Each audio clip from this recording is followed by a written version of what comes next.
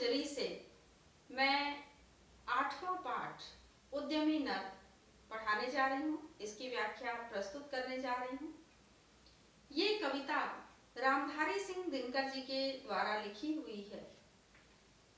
रामधारी सिंह दिनकर जी जो कि राष्ट्र कवि थे, इनका जीवन परिचय, आइए एक बार जीवन परिचय पर दृष्टिपात करते हैं। इनका जन्म 30 सितंबर 1908 को बिहार के मुंगेर जिले के सिमरिया नामक गांव में हुआ था। मैट्रिक में इन्होंने भूदेव स्वर्ण पदक हासिल किया था और भारत सरकार के द्वारा इन्हें पद्म भूषण की उपाधि से अलंकृत किया गया था। इनके निधन के विषय में देखें, 24 अप्रैल 1974 को इनका निधन हुआ था और इन्होंने गद्य और काव्य दोनों में ही रचनाएं की। इनकी काव्य रचनाएं हैं रेणुका, हुंकार, रश्मिरथी, रसवंती, कुरुक्षेत्र, नील कुसुम, द्वंद्व गीत, सीपी और शंख, परशुराम की प्रतीक्षा, चक्रवाल, हारे को हरिनाम। इनकी गद्य रचनाएं मिट्टी की ओर, अर्धनारीश्वर, रेती के फूल और भारतीय संस्कृति के 4 अध्याय। तो दिनकर जी ने अपना जो काव्य संग्रह लिखा था कुरुक्षेत्र, उनके इसी काव्य संग्रह से यह कविता उद्यमी शीर्षक से इसमें ली गई है और इस कविता में उस समय का वर्णन है जब धर्मराज युधिष्ठिर को भीष्म पितामह ने कुछ उपदेश दिए थे। तो धर्मराज युधिष्ठिर से भीष्म पितामह ने उपदेश देते हुए क्या कहा, इसका वर्णन करते हुए दिनकर जी ने भारतीय नवयुवकों को कर्म करते रहने की शिक्षा प्रदान की है। गीता में कहा भी गया है, कर्मण्येवाधिकारस्ते मा फलेषु कदाचन। तो कर्म करते रहना चाहिए, फल की इच्छा नहीं करनी चाहिए, क्योंकि निष्काम कर्म जो है हमें बहुत आगे ले जाता है, बहुत उन्नति की तरफ बढ़ाता है। फल की इच्छा करते हुए कर्म करने से कभी भी व्यक्ति को सफलता नहीं मिलती है। तो इसमें उद्यमी नर, उद्यमी का अर्थ है परिश्रमी, अर्थात बहुत परिश्रम करने वाला जो व्यक्ति होता है वो जीवन में सदैव सफल होता है। भाग्य की अपेक्षा इसमें कर्म को प्रधानता दी गई है, जैसा कि गीता में भी कर्म को ही प्रधान माना गया है। इस कविता में प्रथम अनुच्छेद को देखिए, फर्स्ट पैराग्राफ। इतना कुछ है भरा विभव का कोश प्रकृति के भीतर।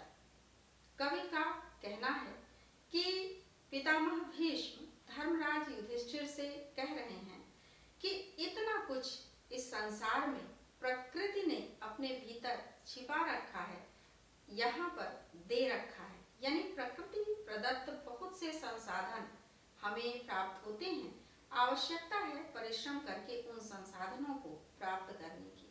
इतना कुछ है भरा विभव का, विभव का अर्थ है वैभव, धन संपदा। इतनी कुछ संपत्ति, इतना धन यहाँ पर भरा हुआ है। कोश प्रकृति के भीतर, कोश का अर्थ है खजाना, यानी कि इतनी बड़ी निधि, इतना बड़ा कोश, इतना बड़ा खजाना प्रकृति के भीतर भरा हुआ है। परिश्रम करके मनुष्य उसे पा सकता है। निज इच्छित सुख भोग, निज यानी कि स्वयं का, इच्छित इच्छा के अनुसार, अपनी इच्छा के अनुसार सुख का भोग सभी कर सकते हैं, सहज ही पा सकते नारी नर। सहज रूप में, स्वाभाविक रूप में, प्राकृतिक रूप में जो स्त्री और पुरुष हैं, जो नारी और नर हैं, जो मनुष्य हैं इस संसार में, वो सभी अपनी इच्छा के अनुसार सुख का भोग कर सकते हैं। सब हो सकते तुष्ट, एक सा सब सुख पा सकते हैं। सब हो सकते तुष्ट, तुष्ट का अर्थ है संतुष्ट। सभी इस संसार में संतुष्ट हो सकते हैं, प्रसन्न हो सकते हैं, आनंद से युक्त हो सकते हैं। एक तरह का सुख सभी प्राप्त कर सकते हैं, यानी कि सभी समानता के अधिकार को पा सकते हैं, समान रूप से सुखों की प्राप्ति कर सकते हैं और चाहे तो पल में धरती को स्वर्ग बना सकते हैं। और यदि मनुष्य चाहे, मनुष्य सोच ले, तो धरती को पल भर में ही स्वर्ग के समान सुखमय और आनंदमय बना सकता है। लेकिन तब जब वो परिश्रम करे और अपने परिश्रम से, अपने श्रम जल से इस धरती को सींचे, तब उस धरती से समस्त प्रकार के इच्छित सुखों को प्राप्त कर सकता है। दूसरा पैराग्राफ देखिए, छिपा दिए सब तत्व आवरण के नीचे ईश्वर ने। अब कवि का कथन है कि भीष्म पितामह धर्मराज युधिष्ठिर से कह रहे हैं कि हे धर्मराज, छिपा दिए सब तत्व, ईश्वर ने सारे तत्वों को, सारे मूल्यवान वस्तुओं को आवरण के नीचे, आवरण का अर्थ है पर्दा, एक आवरण के नीचे इस धरती के भीतर छिपा दिए हैं। अर्थात बहुत से मूल्यवान जो पदार्थ हैं, हीरे की, सोने की खाने हैं, सब धरती के अंदर है। पेट्रोलियम है, बहुत सारे ऐसे खनिज पदार्थ सभी जो है धरती के भीतर छिपे हुए हैं। एक आवरण सा है, एक पर्दा सा है उनके ऊपर, और आवश्यकता है मनुष्य को अपने परिश्रम से उस पर्दे को हटाने की, उस आवरण को हटा करके इन मूल्यवान वस्तुओं को प्राप्त करने की, जिससे वो इच्छित सुखों की प्राप्ति कर सके। संघर्षों से खोज निकाला उन्हें उद्यमी नर ने, और मनुष्य ने संघर्ष करके, यानी कि मानव का जीवन जो है वो केवल संघर्ष की कहानी होता है। मनुष्य अपने संघर्ष के माध्यम से, अपने परिश्रम के माध्यम से इन सब को खोज निकालता है। यानी कि कभी कभी बहुत सारी ऐसी वस्तुओं का पता हमें चलता है, लगता है कि प्रकृति ने किस तरह से अपने भीतर इन्हें छिपा कर रखा था, और मनुष्य ने अपने परिश्रम से, अपने उद्यम के बल पर इन वस्तुओं को उस प्रकृति के भीतर से, प्रकृति की गोद से खोज निकाला। ब्रह्मा से कुछ लिखा भाग्य में मनुज नहीं लाया है। कहा गया है कि ब्रह्मा से, ईश्वर ने, ब्रह्मा ने सृष्टि की रचना की और मनुष्य के भाग्य को रचा, ऐसा माना जाता है। तो यहाँ पर कवि का कहना है कि ब्रह्मा से अपने भाग्य में कुछ भी लिखवा करके मनुष्य नहीं लाया था, बल्कि केवल अपने परिश्रम के बल पर उसने जो कुछ भी अर्जित किया वही उसका भाग्य बन गया। अपना सुख उसने अपने भुजबल से ही पाया है। अपने सुखों की प्राप्ति मनुष्य ने अपनी भुजाओं की शक्ति से, अपनी भुजाओं के बल से ही प्राप्त किया, अर्थात कर्म से मनुष्य ने सब कुछ प्राप्त कर लिया। तुलसीदास जी ने भी कहा है, सकल पदार्थ ही जगमाही, कर्महीन जन पावत नाही। यानी कि संपूर्ण पदार्थ इस संसार में उपस्थित हैं। जो कर्महीन लोग होते हैं, जो आलसी होते हैं, वो कुछ भी प्राप्त नहीं कर पाते हैं और केवल भाग्य को दोष देते हैं। जबकि जो कर्मठ मनुष्य हैं, जो कर्मवीर हैं, उद्यमी हैं, वो सब कुछ प्राप्त करके मानो अपने भाग्य को बदलने की क्षमता रखते हैं, यानी अपने को भाग्यवान बना लेते हैं, अपने परिश्रम से सब कुछ पा लेते हैं और धरती को स्वर्ग बना देते हैं। तीसरा पैराग्राफ देखिए, प्रकृति नहीं डर कर झुकती है कभी भाग्य के बल से। यानी प्रकृति जो है वो कभी भी मनुष्य के भाग्य के बल से नहीं झुकती है, उससे डरती नहीं है। यानी कि कुछ लोग ये मान के चलते हैं कि बड़े भाग्यशाली हैं, उनका भाग्य बहुत तेज है, तो प्रकृति कभी भी मनुष्य के भाग्य के डर से उसके समक्ष झुकती नहीं है, बल्कि सदा हारती वह मनुष्य के उद्यम से, श्रम जल से। प्रकृति अगर कभी हारती है तो वो केवल मनुष्य के मेहनत से, उसके परिश्रम से हारती है। उसके परिश्रम के कारण उसके समक्ष झुकती है और उसके भीतर जो कुछ भी छिपा हुआ होता है, मानो वो बड़ी उदारता पूर्वक उस मनुष्य को प्रदान कर देती है, जो अपनी मेहनत से प्रकृति की इन वस्तुओं को पाना चाहता है। तो इसमें कवि का कहना है कि प्रकृति सदैव मनुष्य के उद्यम से, परिश्रम से और श्रम जल से, जब वो मेहनत करता है तो जो पसीना बहाता है, उस पसीने के कारण प्रकृति जो है मनुष्य के सामने झुकती है, उसे सब कुछ प्रदान कर देती है। ब्रह्मा का अभिलेख पढ़ा करते निरुद्यमी प्राणी, और ब्रह्मा के अभिलेख को, ब्रह्मा यानी सृष्टि के रचयिता जो ईश्वर है, जो उनका अभिलेख है, यानी जो कुछ भी उन्होंने हमारे भाग्य में लिखा है, जो कुछ भी हमारे भाग्य की रचना की है, उस भाग्य को केवल जो निरुद्यमी हैं, जो आलसी हैं, जो कर्महीन लोग हैं, वही पढ़ा करते हैं। जो परिश्रमी हैं वो ब्रह्मा के लिखे भाग्य को, ब्रह्मा के लिखे अभिलेखों को पढ़ने की आवश्यकता नहीं समझते हैं, बल्कि अपने परिश्रम से उन अभिलेखों को स्वयं ही लिखते हैं, स्वयं अपने जीवन की रचना करते हैं, अपने भाग्य को बनाते हैं। धोते वीर कुंवक भाल का बहा भ्रुवों से पानी। और जो वीर होते हैं, जो कर्म वीर होते हैं, जो परिश्रमी होते हैं, वो मानो कुंवक, कुंवक का अर्थ है दुर्भाग्य, यानी कि अपने दुर्भाग्य को भाल का, जो मस्तक पर, भाल कहते हैं मस्तक को और कुंवक कहते हैं दुर्भाग्य को। अधिकतर देखा होगा लोग मस्तक की रेखाओं को देख करके भाग्य का निर्धारण करते, भाग्य के विषय में बताते हैं, भविष्यवाणियां करते हैं। तो उसी के विषय में कहा गया है कि जो कर्मवीर लोग होते हैं, अगर उनके माथे पर, अगर उनके मस्तक पर दुर्भाग्य की रेखाएं हैं भी, तो वो अपने परिश्रम के द्वारा, अपनी मेहनत के द्वारा उस दुर्भाग्य की रेखा को या उन दुर्भाग्य की रेखाओं को अपने पसीने से बहा देते हैं, धुल देते हैं।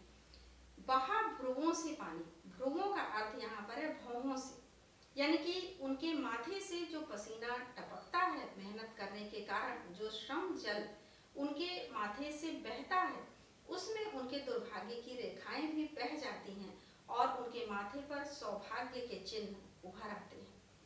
यानी कि जो परिश्रमी लोग हैं, कभी भी ब्रह्मा के लिखे हुए भाग्य को नहीं बाँचते हैं, नहीं पढ़ते हैं, बल्कि अपने माथे पर लिखे हुए दुर्भाग्य की रेखाओं को अपने परिश्रम के जल से धुल देते हैं और उन पर सौभाग्य की रेखाओं को मानो स्वयं ही खींच देते हैं।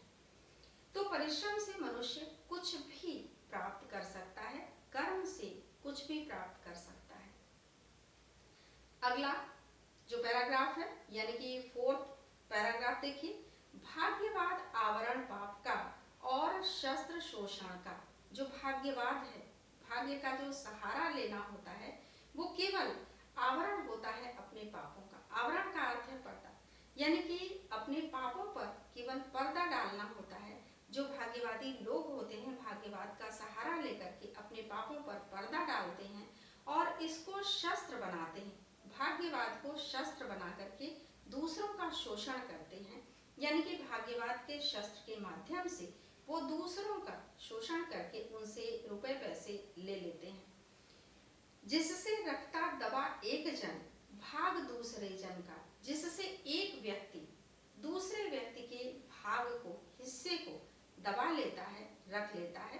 अर्थात जो परिश्रमी लोग हैं, वो मेहनत करके बहुत अधिक अन्न उपजाते हैं। बड़े बड़े जो फैक्ट्रियों के, कारखानों के मालिक हैं, जो बहुत बड़े स्तर पर जो लोग हैं, वो गरीबों को, या कहा जाए बहुत परिश्रमी लोगों के भाग को, उनके हिस्से को दबाकर रख लेते हैं और उन्हें बता देते हैं कि तुम्हारे भाग्य में केवल इतना ही लिखा है, इसलिए तुम्हें केवल इतना ही दिया जाएगा, इतना ही तुम्हें प्राप्त हो सकता है। तो इस तरह से शस्त्र है ये शोषण का, यानी उच्च वर्ग के द्वारा निम्न वर्ग के शोषण का शस्त्र भी है ये जो भाग्यवाद की बात होती है। और कहा गया इसमें कि पूछो किसी भाग्यवादी से यदि विधि अंक प्रबल है। अब कवि कहते हैं कि भीष्म पितामह ने धर्मराज युधिष्ठिर को उपदेश देते हुए उनसे कहा कि किसी भाग्यवादी व्यक्ति से पूछो कि यदि विधि का अर्थ है भाग्य, भाग्य यदि प्रबल है, यदि विधि अंक प्रबल है, यदि भाग्य का लिखा हुआ प्रबल है, बहुत भारी है, तो उससे पद पर क्यों देती न स्वयं वसुधा निज रतन उगल है। स्वयं धरती उसके चरणों में अपने रत्नों को क्यों नहीं उगल देती है। अर्थात यदि कोई भाग्यवादी व्यक्ति है, कोई भाग्यशाली व्यक्ति है, तो उसके चरणों में स्वमेव धरती क्यों नहीं अपने अंदर के रत्नों को ला करके थाल में सजाकर रख देती है। क्यों परिश्रम करना पड़ता है, क्यों मेहनत करनी पड़ती है।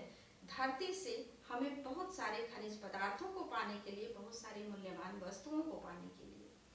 तो इसमें कवि का ये कहना है कि केवल कर्म के माध्यम से, परिश्रम के माध्यम से, उद्यम के माध्यम से मनुष्य धरती के अंदर से बहुत सारे मूल्यवान पदार्थों को प्राप्त कर सकता है।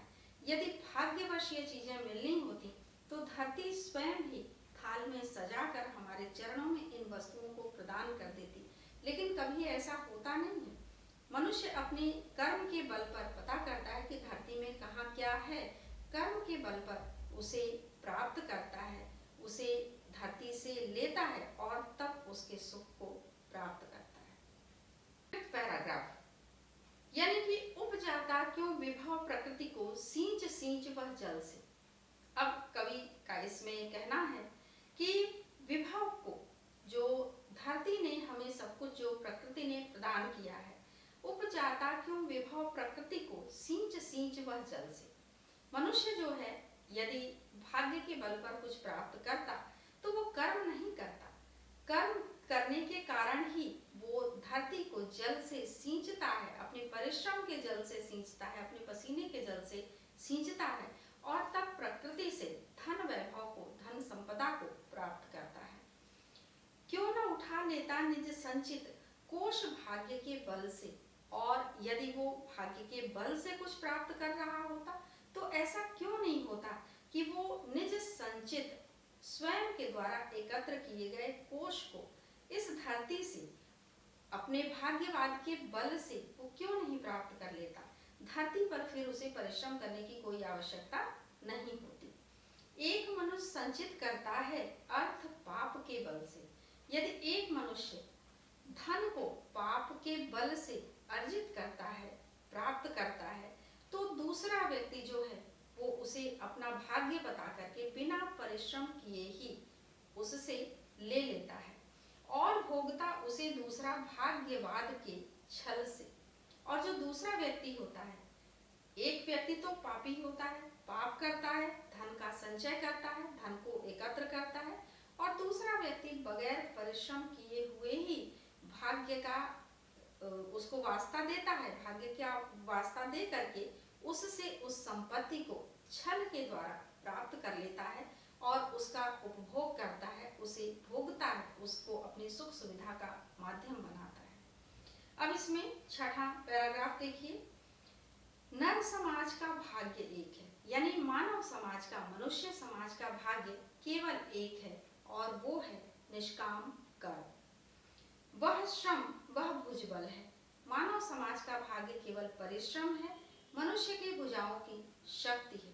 यानी कि निष्काम कर्म के माध्यम से व्यक्ति धरती पर सब कुछ प्राप्त कर सकता है।